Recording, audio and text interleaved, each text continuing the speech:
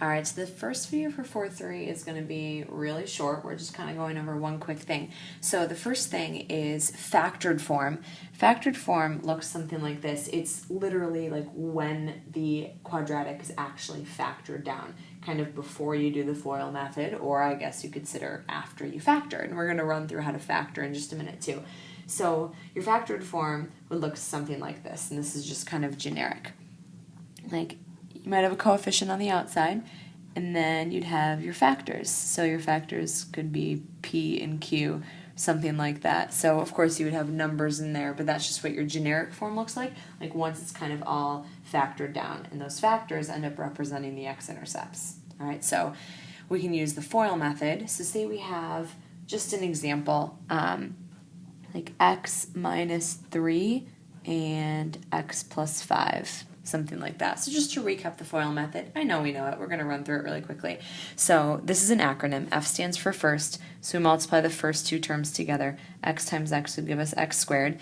And then O stands for outside. So we multiply the outside two terms together. So x times positive 5 would be positive 5x. I is next. That stands for inside. We multiply the inside two terms that are almost touching. Multiply negative 3 times x, and we get a negative 3x. And then the capital L stands for last. You multiply the last two terms together. So negative 3 times positive 5 would be a negative 15. And then finally what we're going to do is combine up our like terms. So x squared would be the quadratic term. These middle ones would combine up to a positive 2x. That would be your linear term. And then the negative 15. All right, so that would be your standard form. And it would look something like that. Okay, so we're going to look just at a quick example here for this first video. So the first one asks us to write in standard form something that has 1/2 and negative 5 as its roots. So I should mention, if we go back to this previous page, when we're in the factored form like this, the x-intercepts or the roots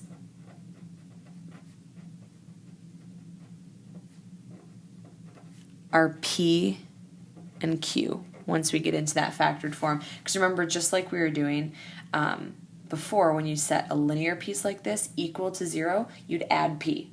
And so you'd get P for x. Same thing here, when you set this equal to 0, you'd add Q, and so you'd get Q for your second value of x. So when you're in this form, the x-intercepts are P and Q. Notice the subtraction here, that's very important.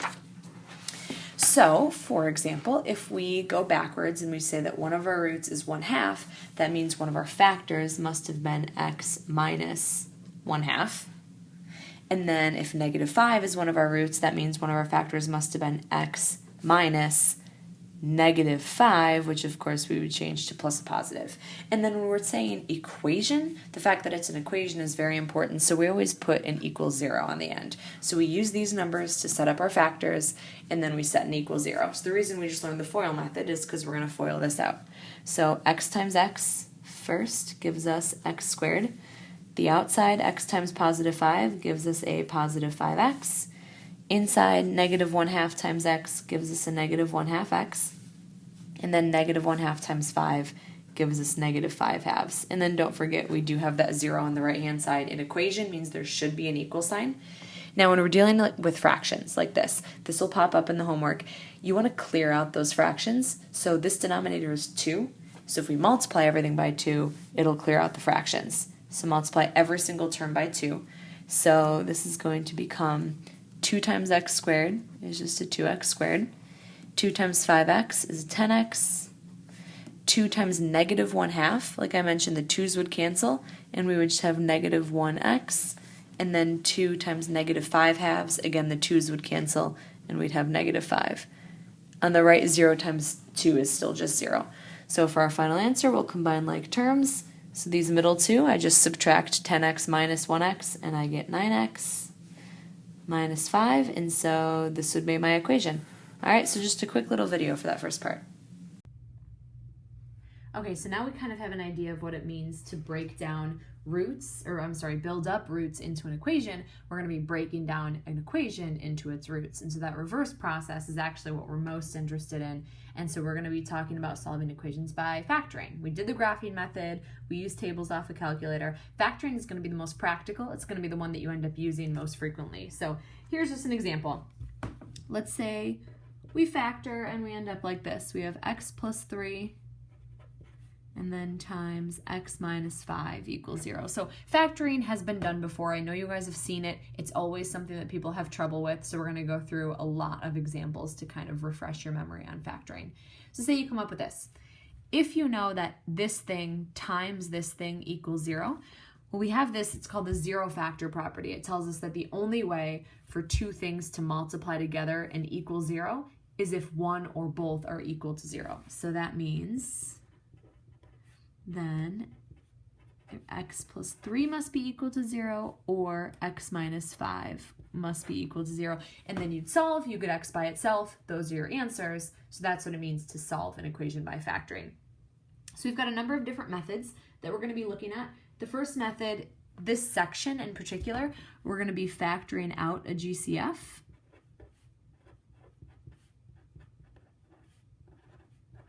And the GCF stands for greatest common factor. This is something that you won't specifically be told to do. It'll never say like, hey, solve this by factoring out the GCF, but it's something that you should be looking for every single time because it's something that people forget about a lot, but it's something that can kind of save your factoring. Like it can make things a lot easier when it looks like there's nothing else you can do. So first thing, when you're factoring, you want to make sure that everything is on one side of the equation. See how we just have 0 right here and 0 right here. That's the form that you need to be in order to factor. So with this one, we're going to look and see, notice that this term and this term actually both have something in common. So look at the 9s. 9 and 3 are both divisible by 3. So that's part of the GCF. And then y squared and y are both divisible by y. So the GCF is 3y. So what you do when you're factoring out a GCF is you write the GCF on the outside and then set up a set of parentheses like this. And that's almost like distributing. It's like the opposite of distributing. So instead of multiplying everything here by a 3y, we're going to be dividing everything here by a 3y. So if you divide this expression by 3y, 9 divided by 3 is 3. Y squared divided by y leaves you with a y. So think of the way that distributing works. If you were to multiply this back in, you'd end up with this 3y squared. And then plus, when you start with 3y, if you divide it by 3y, all you're left with is 1. Okay, so now this technically counts as a factor, and this is another factor. So now we're at this point. So what you do is you set each of the factors equal to 0. Okay, so you set 3y equal to 0. That's this one right here. And then you also set this one equal to 0. And then you solve. So this one, to get the y by itself, all you need to do is divide by 3. So 0 divided by 3 is still 0. So one of our answers is 0. And then here we start by subtracting 1. And then we have 3y equals -1. And to get y by itself, we divide by 3. So our second solution is -1/3. So 2 solutions for this equation. So that means if you plugged in 0 or plugged in -1/3, that would make this equation true. When you're checking your answers, it's always a great idea to use that calculator check that we talked about, just so you can double check that your answer actually is correct. Okay, this one, GCF, same thing. You should always look for a GCF. See if there's anything that all of the terms have in common. So between 5 and 20, they're both divisible by 5. And between a squared and a, they're both divisible by a. So in parentheses, you should write the leftovers. When you divide this term by 5a, you're left with another copy of a. And when you divide this term by 5a, you're left with a -4. Okay, equals 0. So remember, this is one factor. This is the other. So you can take each of your factors and set them equal to 0. And then solving will give you your answer for a. So here, divide both sides by 5. You end up with a equals 0. That's one answer. And here you'd add 4 to both sides. And so we end up with a equals 4. That's our second answer. Okay, usually you're going to have 2. Sometimes you might have 1 or even none. So now these ones, we're going to be solving kind of using the more general method for, we call these trinomials. There are 3 terms. So this one, you're going to set up 2 separate sets of parentheses. These ones specifically are not GCF problems, but you should always be looking for a GCF no matter what method of factoring you're trying to use. So this one, what you're going to do, remember, probably more than likely it's going to end up looking like this. Okay, so what we do is we're kind of reversing that foiling process by knowing that I must have had 2 sets of parentheses like this to come out to be equal 0. So reverse that foiling process just like we did at the beginning part of the video. So if we have x squared right here, The first term is x squared. That means this times this must have given me x squared. So the only way to multiply to x squared is x times x. Okay, so I know that. And then when you think about how the rest of it works, this times this is supposed to give me 9. But more specifically, you're supposed to end up with a negative 6 in the middle. So first thing I want you to pay attention to, if I'm multiplying to a positive 9 and adding to a negative 6, that's going to be a negative number times a negative number. So we know that much. And then multiplying to 9 and adding to negative 6, that would be negative 3 and negative 3. They multiply to positive 9, they add to negative 6, so those are your two factors. Now notice the two factors are exactly the same, so you really just need to take one of them and set them equal to 0. Okay, so add 3 to both sides, and that will leave you with x equals 3. So what you could have done over here, you could write it like this. Since there's two of them, you could write it as a binomial squared. So we actually call this a perfect square trinomial since it factors down to be a perfect square like that. Okay, let's look at another example. Remember I mentioned up here that you have to have 0 on one side of the equation. So this one's not ready to factor yet because it still has a 36 on that side. So start by subtracting the 36 from both sides, and then that way you'll get 0 on one side. We can't start factoring until we have 0 on one side like that. So now there's no GCF. These two terms don't have anything in common. So we go right for our two sets of parentheses like this. This is a y squared, so that must be y times y. So y times y would have given me the y squared. Now this one's a little bit tricky. See, there is no middle term. There's no x term like this one has. So think of it as 0. So we're trying to multiply to a negative 36 and add to 0. So if I'm multiplying to a negative 36, that means one number must be negative and one number must be positive. So the two numbers that multiply to a negative 36 and add to 0, that would be negative 6 and positive 6. We call this the difference of perfect squares pattern. Okay, so that's the difference of perfect squares. Write that down. We can just call it the difference of squares. So difference means it's set up like subtraction, and there are just two pieces, and they're both perfect squares. So this only works if you have a perfect square value right there. Okay, so now we set them each equal to 0. Set y minus 6 equal to 0. Set y plus 6 equal to 0. So here if I add 6 to both sides, I get y equals 6. Here if I subtract 6 from both sides, I get negative 6. So two solutions. And remember, it could happen that you might have one or even no solutions. All right, let's look at these ones here. So now these are kind of our easier ones with the x squared. These are going to get into more complicated territory here. So no GCF, always check all your terms to see if there's anything they all have in common. They don't, so I'm going to start setting up my parentheses. The only way to get just a plain old x squared is to start with x times x.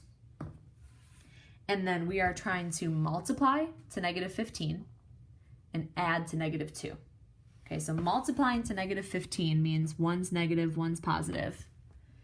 And then the fact that this is a negative number overall means the negative number must be bigger. It's like the negative number wins out and makes the 2 negative. So multiplying to negative 15, that would be a negative 5 and a positive 3. Those two numbers multiply to negative 15, and then when you FOIL them back out, you end up with your negative 2x in the middle. Okay, so take each piece, set them equal to 0, and we will have solved. Okay, so here add 5 to both sides. So we end up with x equals 5 as our first answer. And then here subtract the 3 from both sides. And so our second answer is negative 3. Okay, another one kind of on the easy level. This is just an x squared, so I know I'm just going to have two sets of parentheses. There's no GCF among these three terms. So the only way to get an x squared is x times x. I'm multiplying to a negative 21, so I know one of these will be negative, one of them will be positive. And I'm trying to multiply to a negative 21 and add to a negative 4. Okay, so 21 is 7 times 3. So that would be a negative 7, because the 4 is negative, and a positive 3. So think of refoiling this out. X times x gives me x squared. That's why I put these numbers there. And then I know that these multiply to negative 21. What we're trying to check is the middle term. My middle term, I have a positive 3x plus a negative 7x. And that's how I know I get my negative 4x in the middle. So set these equal to 0. Okay, so for this one I would add 7 to both sides. And then for this one I would subtract 3 from both sides. Okay, that's the easier level. Here we're getting to the more complicated level. All right, so these, anytime you have a number right here in front of the x squared, it's always going to be harder. Okay, so what we're going to do in order to solve those ones is we're going to do a method called guess and check. So guess and check quite literally means you guess to see if it's the right factoring, and then you guess and then you check to see if it's right. If it's not right, then you start over. So it's going to be a little bit trickier and takes a while to get used to, but I'll walk you through how it works. Okay, so start with your 2 sets of parentheses. There's no GCF. There's nothing that 15 and 8 and 1 all have in common besides 1, of course. So you know how I chose this? I chose x times x because I knew that would give me an x squared. So for 15x squared, this term times this term, they're going to multiply together and give you a 15x squared. So you have 2 options. It could either be 15x times x. So 15x times x would give you 15x squared, or 3x times 5x. 3x times 5x. So this is literally up to you. It's a guess. You're going to guess which one you think would be right, okay? So I'm going to guess that it's 3x times 5x. At this step, you can't do anything wrong. This is still just the guessing step. It's the checking step that's important. Okay, so now take a look at this positive 1. This term times this term is supposed to multiply and give me a positive 1. There are only 2 ways to multiply to a positive 1. Either 1 times 1 or negative 1 times negative 1. Your last clue that we have is this middle term right here. Because that's a negative, I know that this is going to be negative and this is going to be negative. That's how I multiply to a positive and add to a negative. Okay, and then, like I said, 1 is really your only option here. So we are not certain yet if this is correct. Let me show you the check step. Okay, so to check, you FOIL it all back out, kind of start over. So 3x times 5x is 15x. And that's a good start, but I already knew it was going to give me 15x. That's why I chose these values. And then 3x times negative 1, negative 3x. Negative 1 times 5x is negative 5x. And negative 1 times negative 1 is positive 1. So we know that these match up with these because that's the way we chose the numbers. What we're not certain of is whether the middle number actually works out. And with this one, it does. If you were to combine these up, negative 3x minus 5x, it does give you negative 8x. So that means we guessed correctly. So we don't have to redo it. And then we just go from there and set them up. So set up 3x minus 1 equals 0 and 5x minus 1 equals 0. Here I'll start by adding 1 to both sides. And I'll do the same thing here, add 1 to both sides. And then divide both sides by 3 here. And I get 1/3 after I divided both sides by 3. Here I'll divide both sides by 5. So I get 1/5. So 2 solutions still. All right, let's do this one last one here. So 5x squared, when I set up my parentheses, first of all, no GCF. There's nothing 5, 34, and 24 all have in common. So 5x squared, this one's at least a little bit better because there's only one option. The only way to multiply to 5 is 5 times 1. So it's going to be 5x times 1x. Okay, now here's the part that gets a little bit tricky. To multiply to 24, these 2 numbers are supposed to multiply and give me 24. So you've got tons of options here. It could be 1 times 24, 2 times 12, 3 times 8, 4 times 6. Okay, so let's choose 3 times 8. So remember, this is just a guess. So let's put 3 and 8. Okay, now we're going to check to see if this is correct. Here's the check step. 5x times x is 5x squared. 5x times 8 is 40x. 3 times x is 3x. And 3 times 8 is 24. Okay, so when I add these together, I get 43x. This is not 43x, which means this one is not correct. Okay, that's the default of the guess and check method, is sometimes you're not right. So I'm going to start with my 5x times x again, because I know that's my only option to get the 5x squared. Let's try 4 and 6.